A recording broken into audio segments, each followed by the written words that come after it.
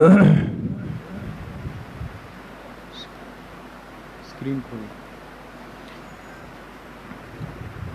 بسم اللہ الرحمن الرحیم۔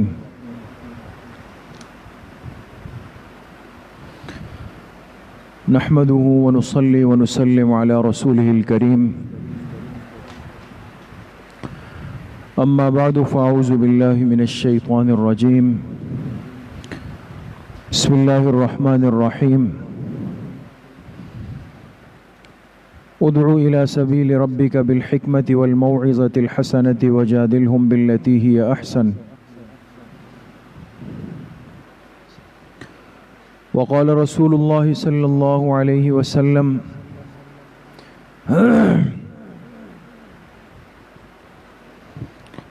المسلم من سلم المسلمون من لسانه ويده، والمهاجر من هجر ما نهى الله عنه، والمجاهد من جاهد نفسه في طاعة الله۔ صدق الله وصدق رسوله النبي الكريم۔ اللهم صل على سيدنا ومولانا محمد وعلى آل سيدنا ومولانا محمد وبارك وسلم۔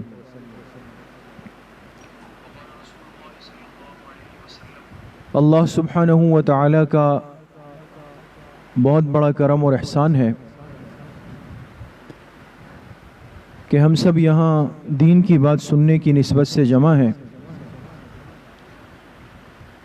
اللہ پاک آپ سب کے اس آنے کو، اس بیٹھنے کو، سننے اور سنانے کو اپنی بارگاہ عالیہ میں قبول فرمائے،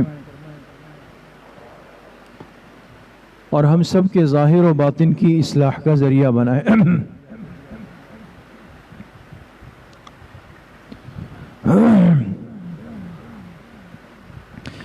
ایک مسلمان جب اپنی زندگی کے ہر معاملے کو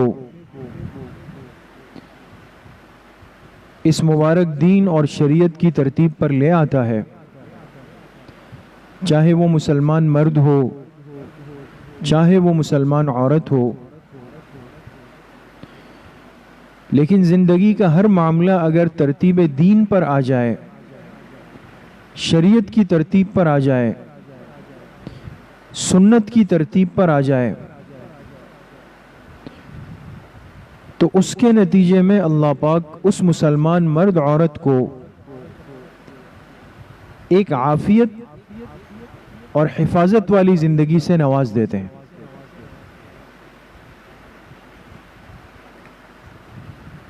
اسی لیے اللہ پاک نے قرآن کریم میں اور جناب نبی کریم صلی اللہ علیہ وسلم نے احادیث مبارکہ میں اپنی امت کو اس بات کی تلقین بھی فرمائی، اس بات کی ترغیب بھی دی، اور اس پر تنبیہ بھی فرمائی کہ ایک مسلمان اپنی زندگی میں، اپنے معاملات میں، اپنے تعلقات میں کسی بھی طور پہ اعتدال کے راستے سے نہ نکلے۔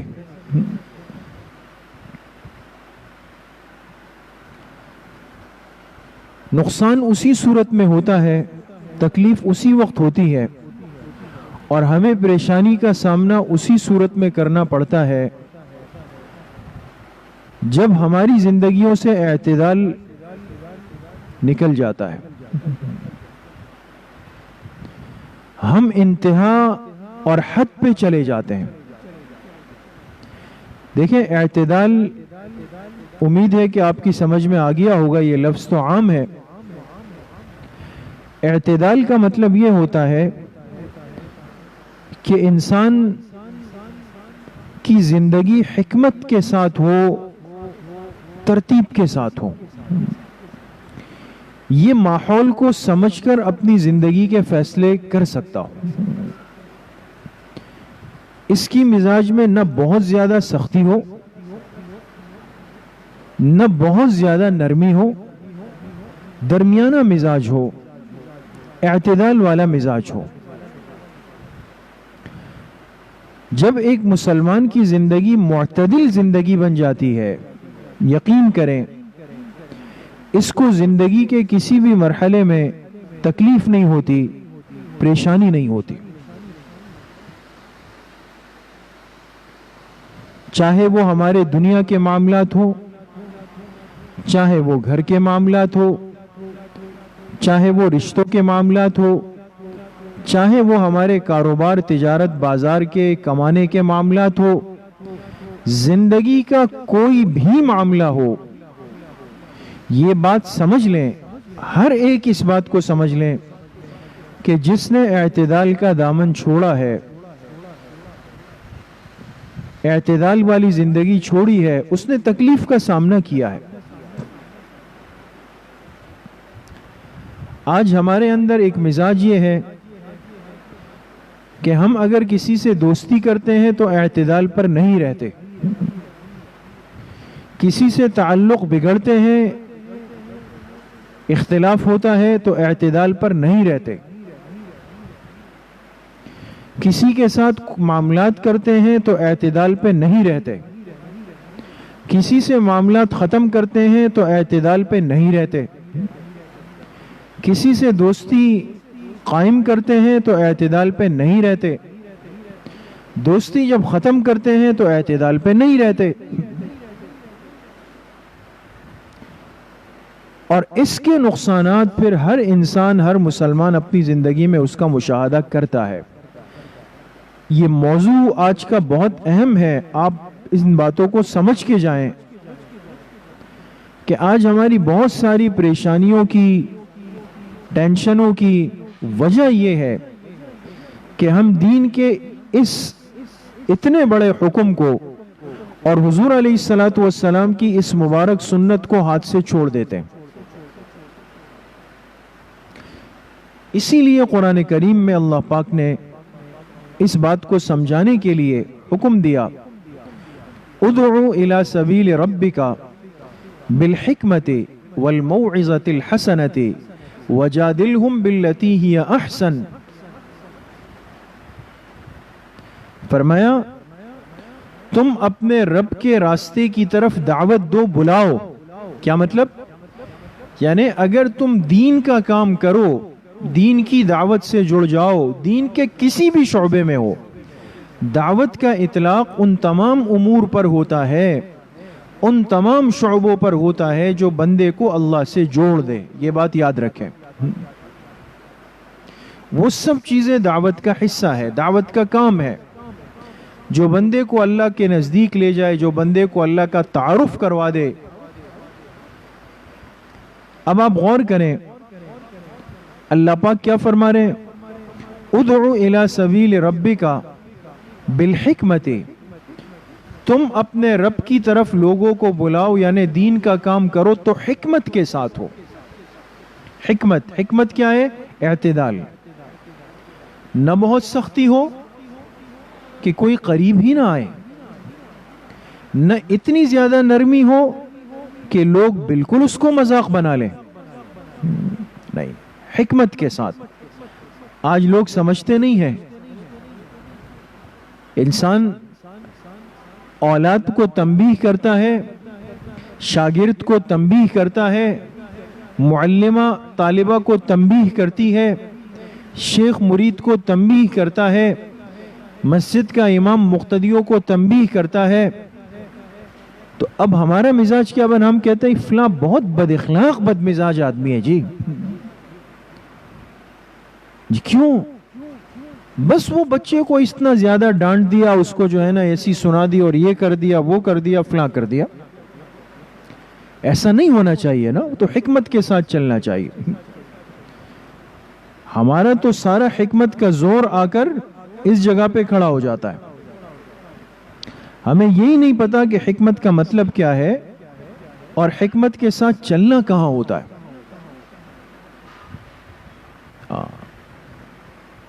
اب میں آپ سے عرض کروں، سمجھانے کے لیے ایک مثال دے رہا ہوں تاکہ سمجھنا آسان ہو جائے، چونکہ ہم ان چیزوں کو، ان معاملات کو بھگتتے ہیں، سہتے ہیں اور اس سے گزرتے ہیں۔ دین کی ہر بات کو اچھی طرح سمجھنا چاہیے، صرف دیکھ لینے سے، پڑھ لینے سے یا کسی ناواقف کی تشریح سے کبھی بھی اپنے آپ کو مطمئن نہ کریں۔ قرآن کریم کو، احادیث کو سمجھنا اس کا مفہوم اخذ کرنا یہ ان کا کام ہے جو قرآن پر قدرت رکھتے ہو، جو حدیث کا علم حاصل کرتے ہو۔ اب ایک مرتبہ ایسا ہوا، یہ آج سے تقریباً میرے خیال میں 10-11 سال قبل کی بات ہے، ہمارے حضرت والد صاحب بڑے امام صاحب رحمۃ اللہ علیہ حیات تھے، زندہ تھے، اور چونکہ آخر میں ان کی صحت کافی متاثر تھی، تو اپنی حیات ہی میں انہوں نے ہمیں سکھانے کا عمل شروع کر دیا تھا۔ ان کی موجودگی میں الحمدللہ ہم جمعہ پڑھاتے تھے، وہ سامنے بیٹھتے تھے۔ اس کا فائدہ یہ ہوتا تھا کہ جو کمی کمزوری ہے، جو قابل اصلاح بات ہوتی تھی، تو جمعے کے بعد اس کی وضاحت فرماتے تھے، اور یہ نہیں کہ صرف روکنا ٹوکنا تھا۔ الحمدللہ اللہ پاک نے ان کو ایسا ملکہ دیا تھا کہ کبھی جمعے کے بیان کے بعد فرماتے کہ آج بہت بہترین بیان ہوا، اور اس طرح حوصلہ افزائی بھی۔ کبھی کوئی بات ہوتی تو کہتے ہیں اس کو اس طرح کہنا چاہیے۔ ان ایک تربیت کے ساتھ ہم چلیں، اور اس کا فائدہ آج تک محسوس ہوتا ہے۔ تو مجھے یاد ہے تقریباً اس واقعے کو 10 یا 11 سال گزر گئے۔ جمعے کا دن تھا، میرے ذمہ جمعہ تھا، بڑے امام صاحب بھی تھے۔ جمعے کا بیان ہوا، خطبہ ہوا، جمعے کی نماز کھڑی ہو گئی۔ اللہ کی شان دیکھیں کہ دوسری رکعت، جمعے کی نماز کی جو دوسری رکعت تھی، اس کے بالکل آخر میں سلام پھیرنے سے پہلے، یعنی گویا نماز ختم ہو گئی تقریباً، سلام پھیرنے سے پہلے اسپیکر کے اندر کچھ خرابی آ گئی۔ اب آپ کو اندازہ ہوگا کہ ہماری جو مسجد ہے، شہزادہ مسجد، یہ 3 منزلہ ہے، اور نیچے اس کی بیسمنٹ ہے پوری۔ مین مسجد ہے، اس کے اوپر 2 فلور ہیں، اور نیچے بیسمنٹ ہے الحمدللہ۔ تو اب ظاہر سی بات ہے کہ اسپیکر ایک دم بند ہو گیا۔ جب بند ہوا تو اوپر کی 2 منزلوں پر ظاہر سی بات ہے کہ آواز جانے کا امکان نہیں رہا، اور نیچے کی جو بیسمنٹ تھی اس میں آواز جانے کا امکان نہیں رہا۔ لیکن جو مین مسجد میں کھڑے ہوئے مقتدی تھے، ان کو جب آواز گئی تو انہوں نے تکبیر زور سے السلام علیکم کہا، وہ سلام پھیر دیا۔ جو اوپر والے حضرات تھے یا بیسمنٹ والے تھے تو ان تک آواز نہیں گئی اور کچھ سمجھ بھی نہیں آیا۔ خیر سلام پھیر دیا، ہم فارغ ہو گئے نماز سے۔ ہمارے ہاں تو لوگوں میں شعور کی، پھر خاص طور پر دینی شعور کی حد درجہ کمی ہے۔ اب آپ خود بتائیں کہ اسپیکر سسٹم کا بیٹھ جانا، خراب ہونا، یہ تو کسی انسان کے اختیار میں تو نہیں کہ میں نے یا ہمارے مؤذن نے جا کے اس کو بند کیا ہو۔ وہ تو الیکٹرک کی چیز ہے، گھر کی لائٹ چلتے چلتے اچانک بجھ جاتی ہے، پنکھا چلتے چلتے اچانک بند ہو جاتا ہے، فریج چلتے چلتے اچانک کولنگ چھوڑ دیتا ہے، واشنگ مشین چلتے چلتے جو ہے وہ کپڑوں کی صفائی چھوڑ دیتی ہے۔ تو ظاہر سی بات ہے کہ اس میں کوئی کسی کو گردن سے تو نہیں پکڑے گا، وہ تو الیکٹرک کی بنی ہوئی ایک کمزور چیز ہے۔ اور ہمارے جو بجلی کا نظام ہے، یہ اس کی اونچ نیچ سے کسی وقت کچھ بھی ہو جاتا ہے۔ جیسے اس وقت بھی لائٹ گئی ہوئی ہے، ابھی جنریٹر چل رہا ہے، تو اس میں کوئی قصوروار تو نہیں ہے۔ اب میں صرف سمجھانے کے لیے آپ سے یہ واقعہ عرض کرنا چاہتا ہوں۔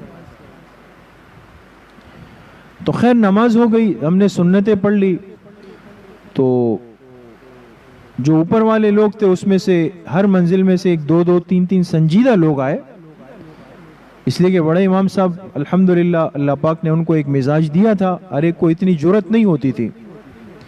مسئلہ پوچھا، ہم نے مسئلہ بتا دیا کہ بھئی جس کو سلام کی آواز نہیں گئی اور اس نے سلام نہیں پھیرا، تو وہ نماز یا تو جا کے دوسری قریبی مسجد میں پڑھ لے، یا پھر یہ کہ اپنی ظہر کی نماز دہرا دے۔ انفرادی طور پہ تو جمعہ نہیں ہو سکتا۔ خیر یہ تو الگ مسئلہ تھا، مسئلے کی حد تک یعنی بتا دیا، بات ختم ہو گئی۔ جب ہم گھر جانے کے لیے مسجد سے نکلے تو ایک بڑے صاحب تھے، اچھے خاصے سمجھدار باشرع آدمی، ہمارے پرانے نمازی ہیں۔ اب وہ مسجد کے گیٹ کے باہر کھڑے ہیں اور کچھ لوگ جمع ہیں جو ہمارے خاص طور پہ ہمارے علاقے محلے کا ایک نہایت ہی قبیح اور تھرڈ ڈگری مزاج ہے، ہر چیز کا ایک تماشا بنانا۔ یہ یاد رکھیں، اپنے بچوں کی، یہ مستورات کی مجلس ہے اس لیے آپ سے عرض کر رہا ہوں، اپنے بچوں کی، اپنی اولاد کی، اپنے بھائیوں کی، اپنے شوہروں کی تربیت کریں، اس حوالے سے تربیت کوشش کریں کہ تماشا بینی کا مزاج مہذب معاشرے میں نہیں ہوتا، کہ لوگ تماشا بنانے کے لیے دائرہ بنا کے کھڑے ہو گئے، دو آدمی لڑ رہے ہیں، بحث کر رہے ہیں، بات ہو رہی ہے، اس میں تماشے ہو رہے ہیں جی۔ تو اب وہ صاحب کھڑے ہوئے اور کہہ رہے ہیں جی یہ عجیب مسجد والے لوگ ہیں، اوپر آواز نہیں آئی، نماز ہماری خراب ہو گئی، اور اب اس کے ساتھ 4 5 6 7 جو ہے وہ باقی بھی ایک تماشا بنانے کے لیے کھڑے ہوئے کہ چلے تھوڑا سا لذت اس سے حاصل کر لیں۔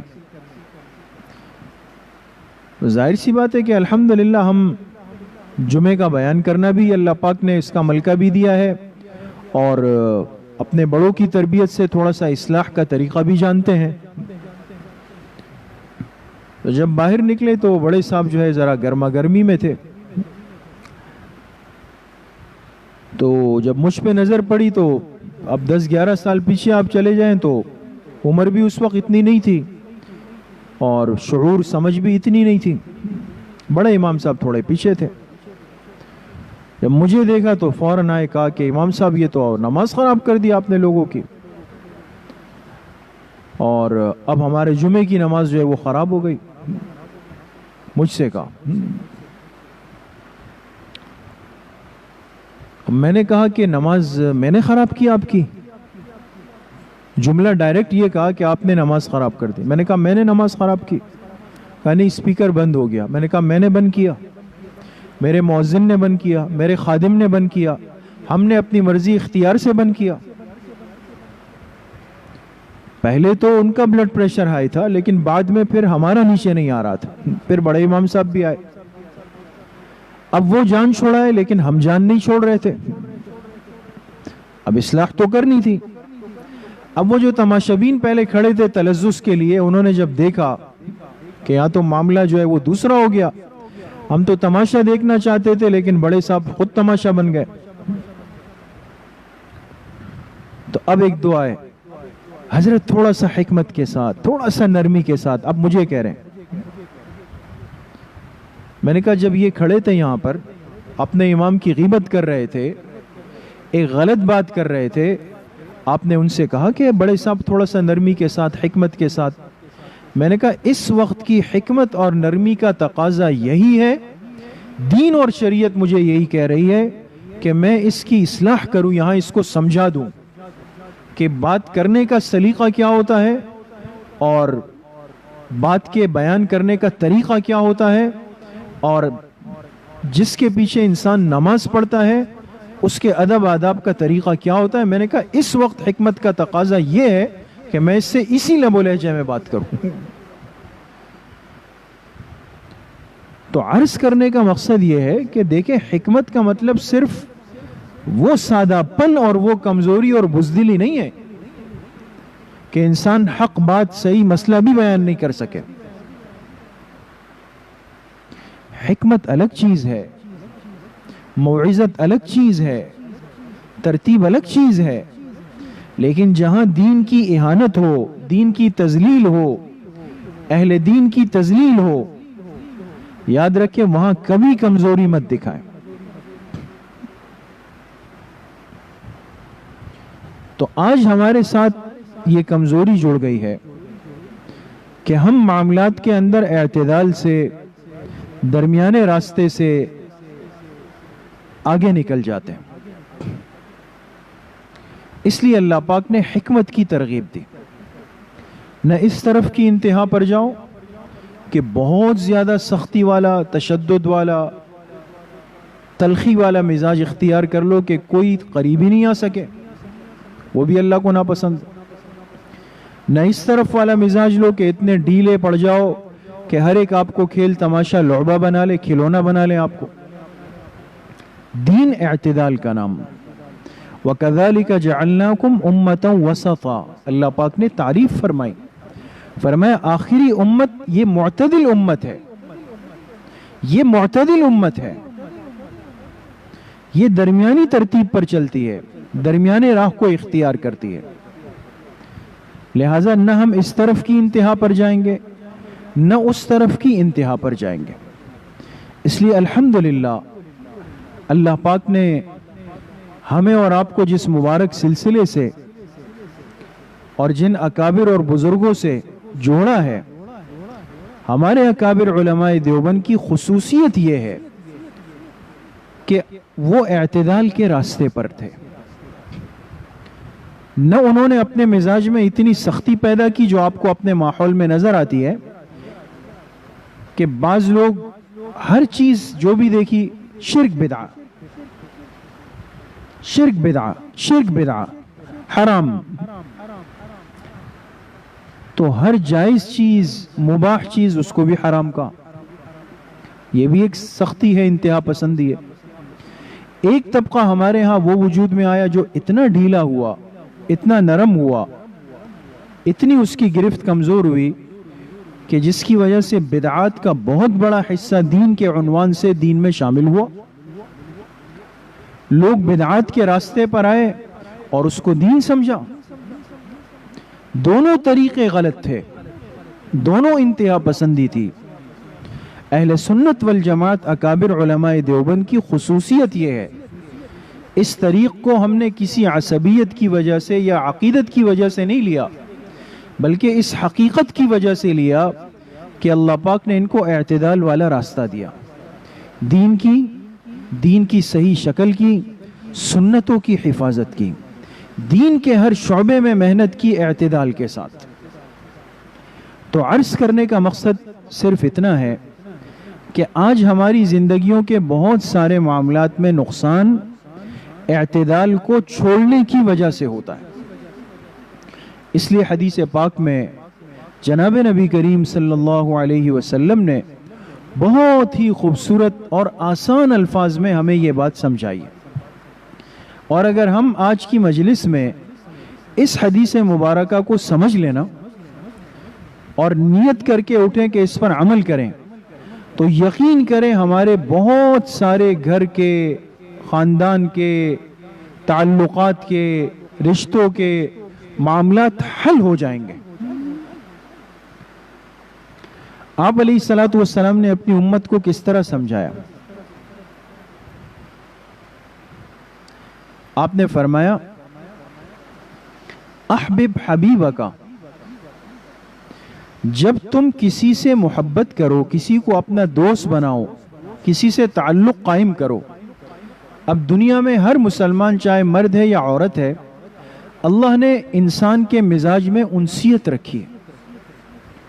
ہم کہتے ہیں فلاں میرا بڑا گہرا دوست ہے، کلوز فرینڈ ہے.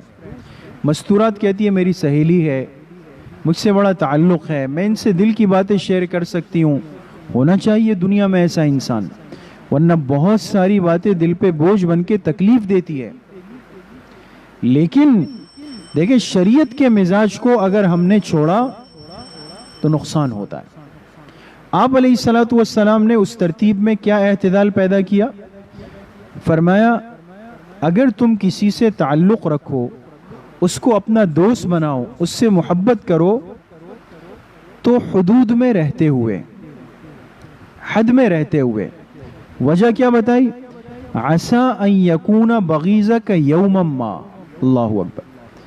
ممکن ہے کہ ایک دن یہی دوست یہ دوستی دشمنی میں تبدیل ہو جائے. لہٰذا اگر تم نے دوستی کا زمانہ اعتدال کے ساتھ چلایا تھا، حکمت کے ساتھ چلایا تھا، تو آج اس دوستی کے ختم ہونے کے بعد تمہیں کوئی تکلیف نہیں ہوگی. ہم کیا کرتے ہیں؟ اعتدال سے نکل گئے، ساری دل کی باتیں بتائی، سارے گھر کی باتیں بتائی، ساری راز کی باتیں بتائی، اپنوں کی بھی بتائی، پرائی بھی بتائی، اولاد کی بھی بتائی، ماں باپ کی بھی بتائی، سب کچھ بتا دیا. کھول دیا اپنے آپ کو بالکل. اس وقت شیطان کہتا ہے کہ بھئی یہ تو اس سے تعلق ہے، یہ تو آپ کے خیر خواہ، اس میں شک نہیں، لیکن شریعت جو حکم دے ہماری سوچ اس سے بہت نیچے ہوتی ہے.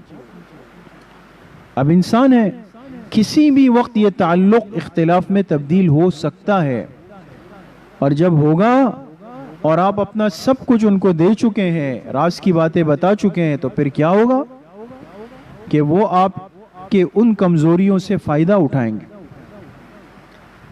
اور آپ کی وہ باتیں جو آپ نے مختلف موقعوں پہ ان سے کی، اب وہ کھل کر سامنے آئے گی، لوگوں کو بتایا جائے گا، جی مجھے ان کا یہ بھی پتا ہے، مجھے ان کا یہ بھی پتا ہے، مجھے ان کی یہ معاملات بھی پتا ہے، مجھے ان کی یہ گھر کے باتیں. اب یہ نقصان آج کیوں ہو رہا ہے، میری یہ باتیں آج کیوں کھل رہی ہے؟ اس لیے کہ جب میری دوستی اور تعلق کا زمانہ تھا اس کو میں نے اعتدال کے ساتھ نہیں رکھا، حضور علیہ السلام کے حکم کو توڑا، تو آج اس کے نقصانات سامنے آ گئے.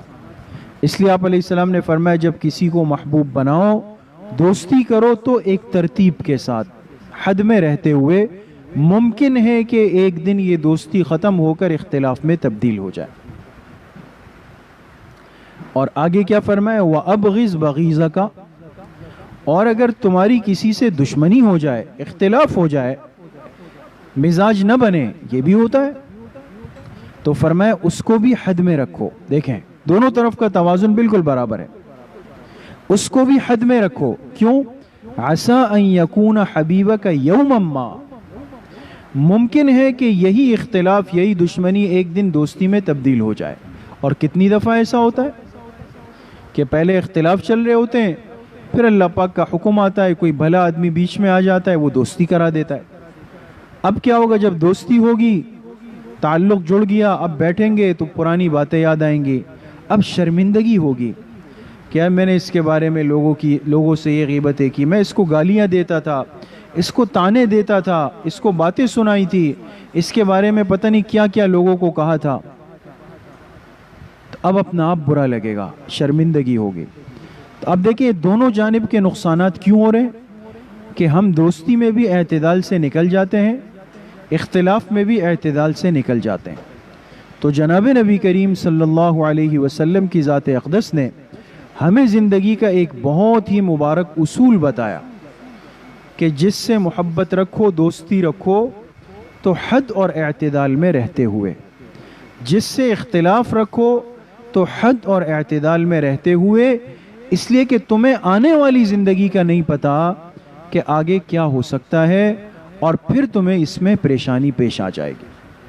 تو یہ اعتدال، یہ حکمت، یہ تدبر، یہ حدود میں رہ کر زندگی گزارنا، یہ دین اسلام کا بہت مبارک حکم ہے. اللہ کریم مجھے بھی آپ سب کو اس پر صحیح عمل کی توفیق نصیب فرمائے. وآخر دعوانا ان الحمد للہ رب العالمین. اب دعا سے پہلے ایک بہت ہی اہم اعلان سن لیں تمام مستورات. جیسے کہ آپ کے علم میں ہے کہ 2 سالہ تعلیم دین کورس کا اعلان ہوا تھا، اور بڑی محنت سے یہ کورس ہم نے بنایا، اور مقصد بھی یہ تھا کہ وہ مستورات، وہ مرد حضرات جو مکمل وقت 8 سال 6 سال 4 سال نہیں دے سکتے، ہفتے میں 6 دن نہیں دے سکتے، 5 گھنٹے روزانہ نہیں دے سکتے، ان کے لیے کم از کم دین کا وہ ضروری حصہ، بنیادی حصہ رکھا جائے کہ تھوڑے سے وقت میں ہمارے پاس اپنے دین کا بنیادی اور ضروری علم حاصل ہو جائے. الحمدللہ اس سلسلے میں داخلے بھی ہوئے، مستورات میں بھی کافی بڑی تعداد آئی، آن لائن بھی داخلے ہوئے، مسجد میں مرد حضرات نے بھی لیے. تو آج انشاءاللہ اس سلسلے کی افتتاحی مجلس ہوگی مغرب کی نماز کے فوراً بعد. دیکھیں اچھی طرح سمجھ لیں، آج ہفتے کا دن ہے، اور مغرب کی نماز کے فوراً بعد یعنی ٹھیک 7:45 بجے ہم سلسلہ شروع کریں گے. اور مقصد یہ ہے کہ بڑوں کی سرپرستی اور دعائیں ہمیں حاصل ہو جائے، تاکہ باقی تمام سلسلوں کی طرح اس سلسلے میں بھی ہمیں ان کی دعائیں، توجہات اور برکتیں حاصل رہے، اللہ کی مدد و نصرت شامل حال رہے. تو لہٰذا تمام مستورات سے، خواتین سے، معلمات سے، طالبات سے، یا جنہوں نے تعلیم دین کورس میں داخلہ لیا ان سے، یا جن کو آپ لانا چاہیں جو سنجیدہ ہو، تو آج مغرب کی نماز کے فوراً بعد انشاءاللہ تعلیم دین کورس کی افتتاحی مجلس ہے.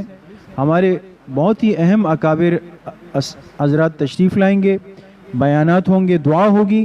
تمام مستورات اس میں بہت ہی اہتمام کے ساتھ شرکت فرمائیں. اس موقع کو ضائع نہ کریں.